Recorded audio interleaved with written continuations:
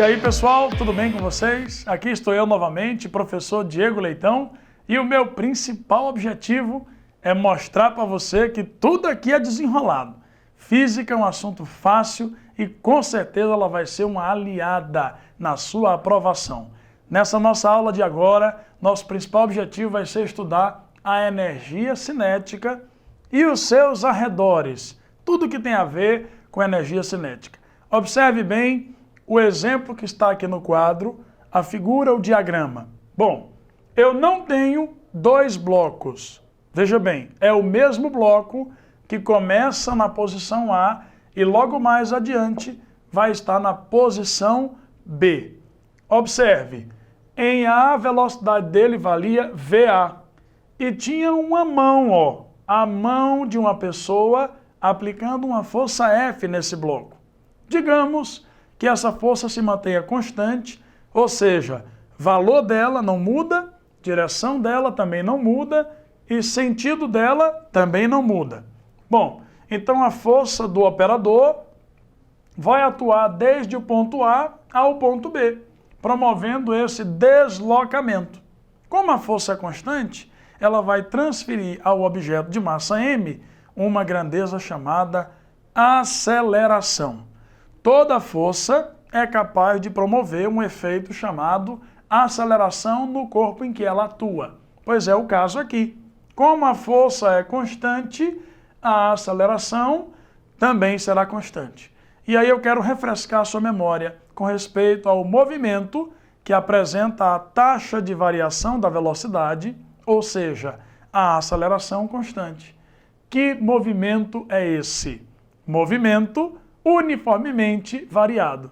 Estava aí, em algum lugar na sua cabecinha, tenho certeza. MUV. No MUV, uma famosa equação é a de Torricelli. Ih, professor, acho que eu estou começando a me lembrar. Equação de Torricelli. Vamos a ela. A velocidade final ao quadrado é igual à velocidade inicial ao quadrado mais 2 vezes A vezes ΔS. Vamos lá, de A até B, digamos que o deslocamento tenha sido exatamente igual a D. Muito bem, então tendo recapitulado a equação de Torricelli, eu quero agora que você me acompanhe no desenvolvimento de alguns passos bem elementares. Eu vou pegar todos os termos dessa equação e vou multiplicar pela metade da massa. Professor, de onde saiu isso?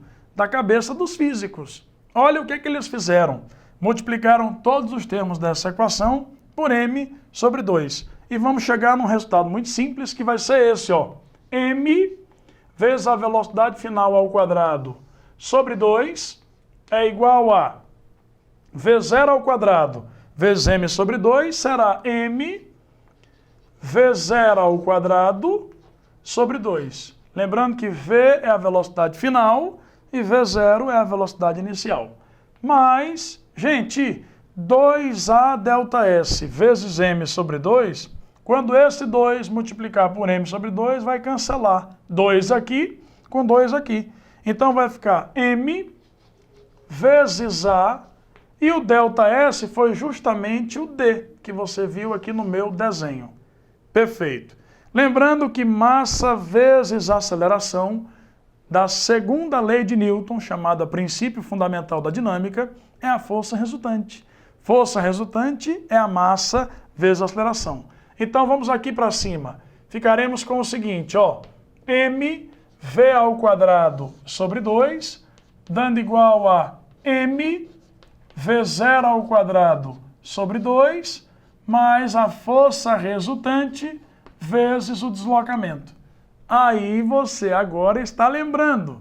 Recentemente nós falamos sobre isso, você assistiu a minha aula. Atenção, força resultante vezes o deslocamento é o trabalho da força resultante. Portanto, ficaremos com o seguinte resultado.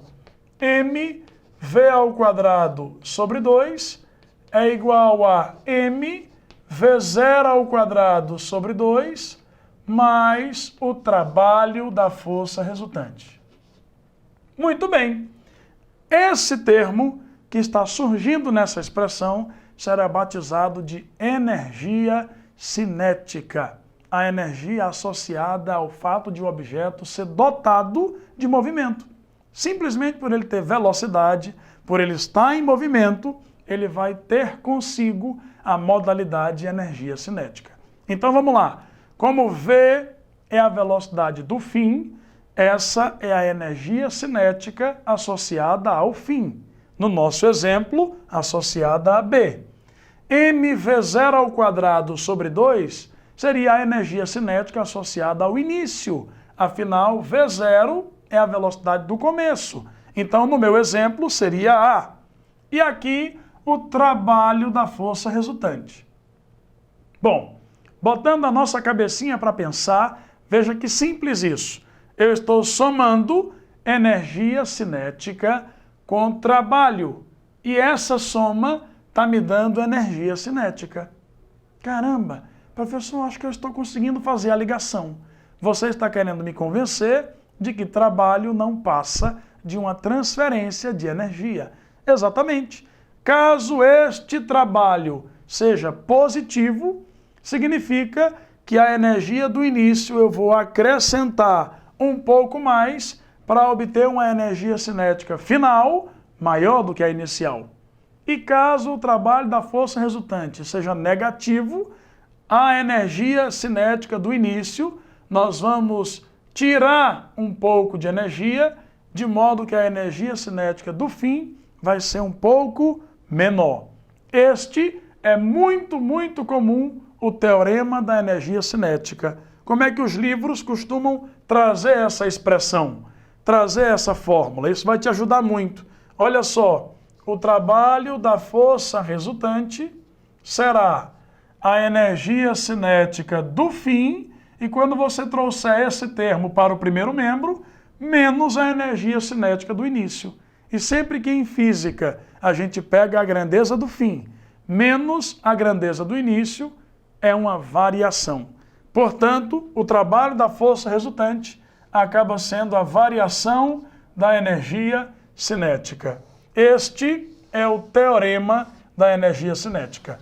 Eu quero, para facilitar a nossa compreensão, convidar você a resolver agora mesmo um exemplo supimpa comigo. Vamos lá? Meu exemplo se refere a essa mesma situação.